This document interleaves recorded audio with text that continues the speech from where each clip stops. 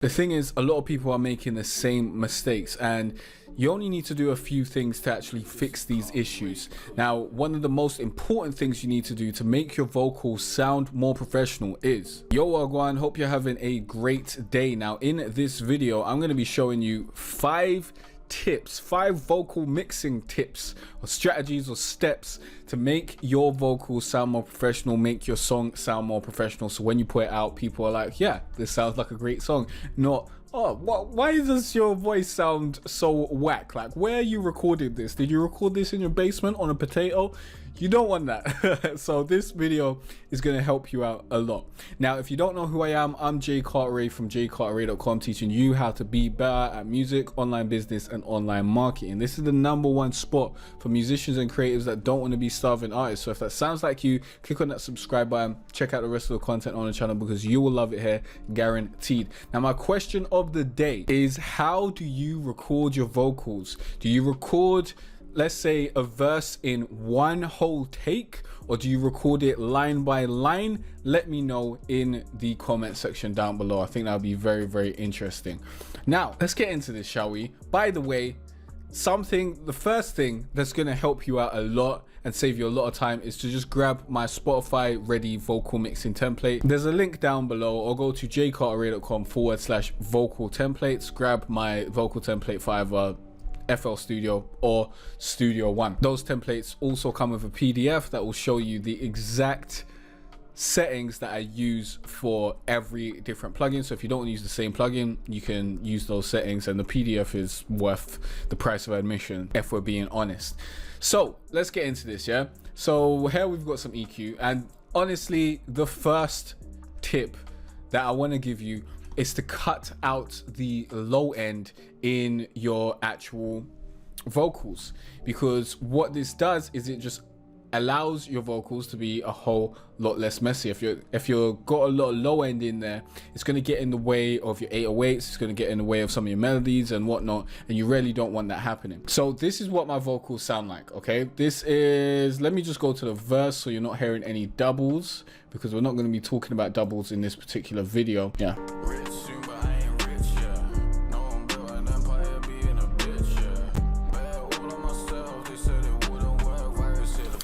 And you hear that little glitch? That doesn't actually happen. That's only happening because I'm recording. So let's come back.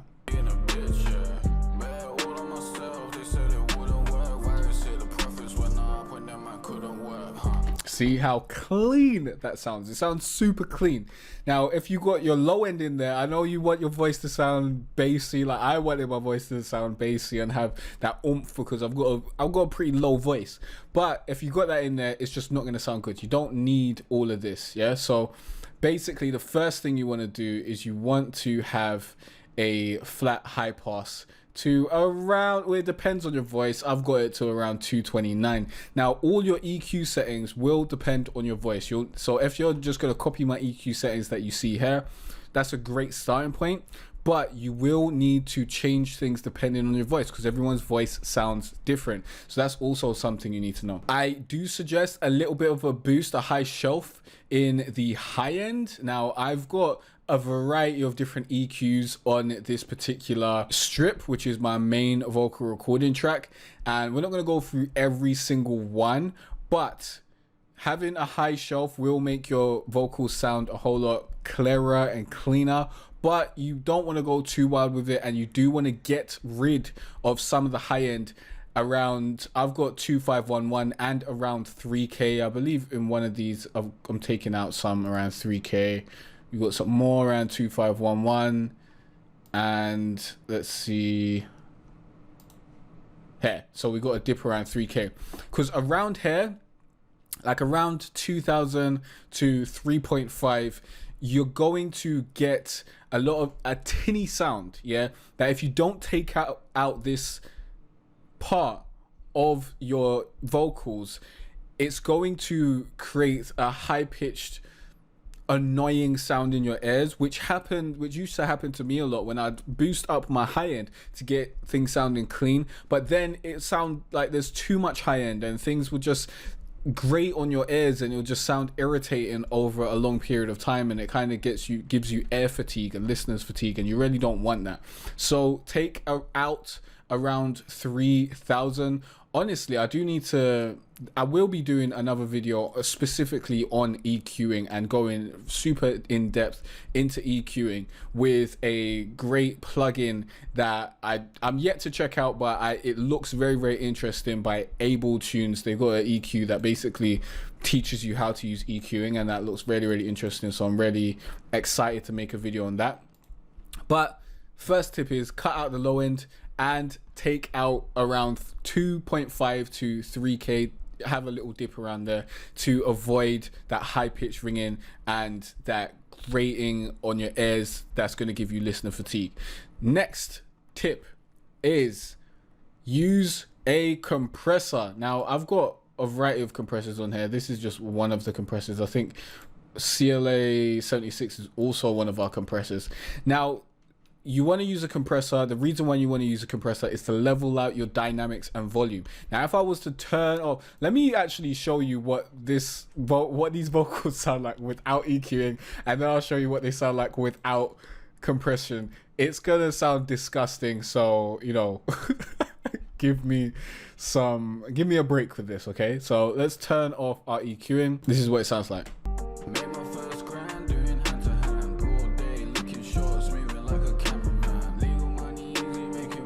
Let's actually play what we played before.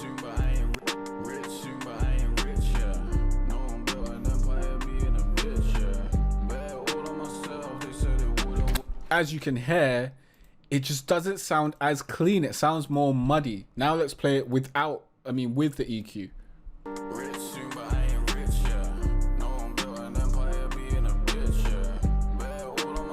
Way cleaner, way clearer, way more high-end, way more crisp. You hear that big difference. EQing makes a big difference. Don't sleep on it. Now with compression, let's play it back without compression. Let's play around here because we've got a little bit more volume changes, and let's just get rid of all our compressors. We've got a variety of compressors. Let's hear it back.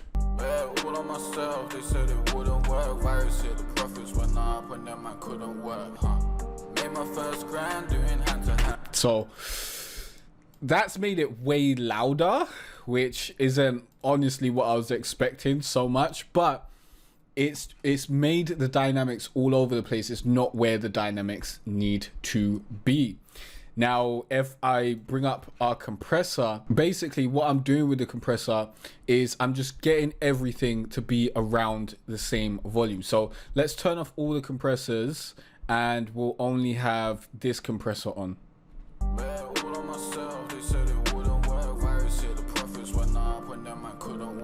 So it already sounds 100% better. Well, I've still got RVox on, so let's hear that again.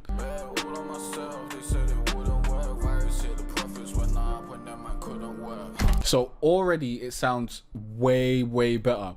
Now if I add all my other compressors, which come generally after other effects, like I've got a compressor after the EQ, a compressor after another EQ, like, so what it does is it just compresses everything again, because sometimes, you know, you EQ things, you take out some stuff and you kind of still want everything to be in the same range. You don't want it to sound like there's such a big difference, and the compressions just keeps everything in the same level.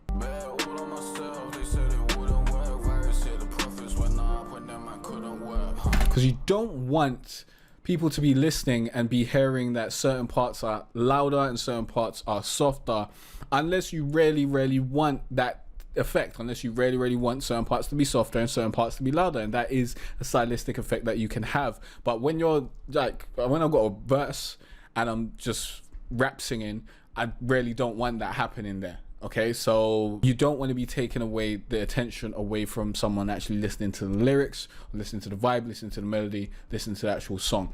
So that's that. Compression, use it to level out your dynamics and volume. Another tip that I want to give you with compression, something that I wish I knew when I started out, is you don't actually, like, what I used to do is use the compressor to make my voice louder. You don't want to do that. Really, you want to record at a reasonable volume, and then you want to use the compressor to just bring all your dynamics and volume around the same place, and you want to kind of keep the volume the same with the output of the compressor. You don't want to make it super loud. So here we've got an output, and we can bring it down or bring it up, and on a lot of compressors you'll have that. Let's go to the Neutron 3 compressor. Neutron 3, great plugin suite that you should grab. Nectar 3 is also very, very good. Come on, don't crash on me, Studio One. Okay, so head back after Studio One crashed, okay? Because, you know, we do have a bunch of plugins going on, and we are trying to play back and go through the plugins, which I usually don't do, so I usually don't have to deal with all, you know, potential crashes. So let's open up Neutron 3 compressor. I've actually forgotten what I did with this. Oh, this is my multi-band compressor, so let's play this back.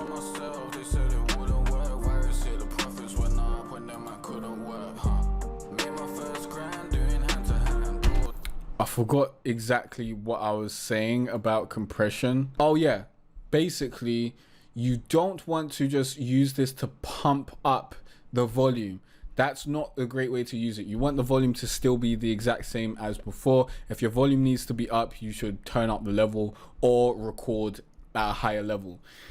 Now, the compressor should just bring everything around it to about the same type of volume, the same type of dynamics, so that it stays consistent the way through and you're not taking people's attention away from your vocal performance. So there's that. Tip number 3 is add a low level delay to your vocals. Now, if we listen back,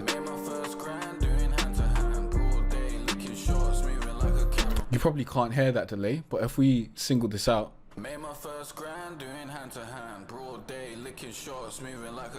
yeah, let me turn off the reverb as well. That's very weird. It won't let me turn off or mute anything that I'm sending to. Basically, with my main vocals, we've sent it to, there's a fair amount of sends. I'm not going to go through all of them, but the main thing I'm talking about is the delay. So I've got a quarter delay and an eighth delay. And I've also got a chorus effect and a reverb and also EQing on both of these. Yeah, so I'm cutting off like the high end and low end. And let me see if I can, let me just turn off the reverbs, because that will at least give you some idea of what it sounds like with just the delay. Licking shorts, moving like a cameraman. Legal money, easy, making money in my sleep. Catching Zeds, can't go back to catching Zeds on the streets. I go, bombing lenses on my face. The delay is really, really low. So you're not really gonna catch it. And I don't really want people to be listening and hearing the delay. But the delay is super, super important, because what it's doing is it's getting rid of all that dead space and adding content that we actually want to be there in that dead space, like, you know, my vocals and whatnot.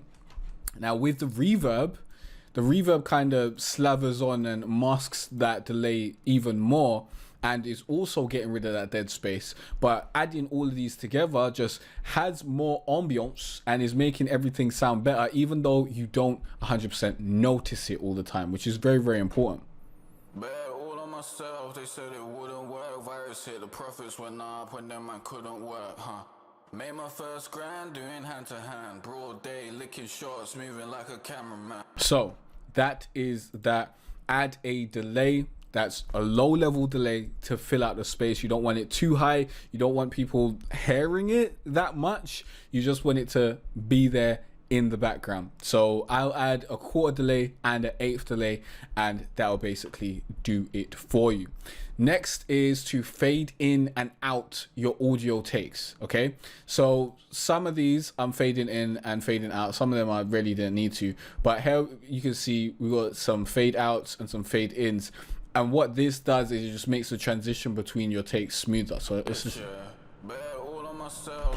so like, I think that's very, you know, evident to just fade it out, fade it in. It just makes the transition smoother between takes. In the evening, yeah. They say, why you do the most? Very, very simple stuff, and it just makes everything sound a whole lot cleaner, a whole lot more professional. And the last tip, tip number 5, is to cut out the dead air between your vocal performance. So sometimes you'll have spaces where you're not actually talking, you're not actually singing, you're not actually rapping. And with those spaces, you want to cut that out. You don't just want to leave it in because it's not necessary. Even if it looks like there's no sound there, there's low level sound, yeah? And you may be getting some lip smacks, you may be getting some noise from like the light or what have you. You don't need that sound in there. Get rid of it. Especially if you got the delay and the reverb, that's already going to fill up that sound. So you don't need to just leave noise in the background. It's not necessary. So get rid of noise and get rid of dead air that is not contributing to your song. Just delete it, cut it out. Now, you don't need to go overboard with this. You don't need to cut out like air between each word. As you can see in most of my takes, you'll see a long take by itself. See, I haven't even cut out any of this because it wasn't necessary, but you'll see a long take and then you'll see something cut out. And sometimes you don't even need to cut anything out. Rich soon, but I am rich soon, but I am rich. When you don't, like when I'm listening back and things are just sounding fine, I don't need to go in with the fine tooth comb and get rid of that. But generally, if you can, and if you got the time, get rid of most of the dead air and get rid and, you know, fade in and fade out and do that sort of stuff. It's going to make a big difference if you haven't been doing it already. But as I said, you don't need to do it between words. Like, look. If they don't tell you it won't work out. Really making money in my sleep, got time to work out. Used to hate my life, now I'm excited just to work now. Got my money right, see the light in the dirt now. Financial freedom, the only freedom, get your capital. I guess I don't really have a lot of spaces where it would have made sense for me to cut out any air because, you know, a lot of this rap singing is like just consistent. Like I'm not really leaving a lot of space for there to be any dead air and whatnot between my words. But if you do have dead air between your words, don't cut those out. That's not necessary. You still want your vocal takes to sound real and sound natural. Sometimes if you're cutting out too much dead air, like in between words and whatnot, it'll make things sound robotic and sound a bit weird and not sound right. So keep that in mind. And those are my 5 tips for better sounding vocals, having your vocals sound professional. And this song, if you want to check it out, is called 100. Just go to Spotify, type in J Carteret 100, or go to jcarteret.com/Spotify. You already know the vibes, yeah? But if you want your vocals mixed in half the time, you want it to basically be half mixed before you even get to the mixing stage, go and download my Spotify ready vocal mixing template for FL Studio or Studio One. I prefer to use Studio One for my recording purposes. Watch my Studio One review to find out why. And yeah, link down below. Go to jcarteret.com/vocal templates. This also comes with my PDF that's going to walk you through every single setting that I use. So even if you don't want to use the same plugins that I use, like, you know, CLA and Neutron 3 and Nectar 3, although I highly suggest you do because they will give you some great results, you can still use the PDF and see the different settings and input it into your plugins that you are actually using. So that PDF by itself would be worth the price of admission, but the template that comes with it is going to save you a bunch of time, especially if you're using the same plugins that I'm using. So that's that. Link down below. Go and check that out. And if you got any questions or any other tutorials you want me to make, let me know in the comment section down below. In the next video, you're going to learn more about music, online business, and online marketing. And I'll see you there. Peace out.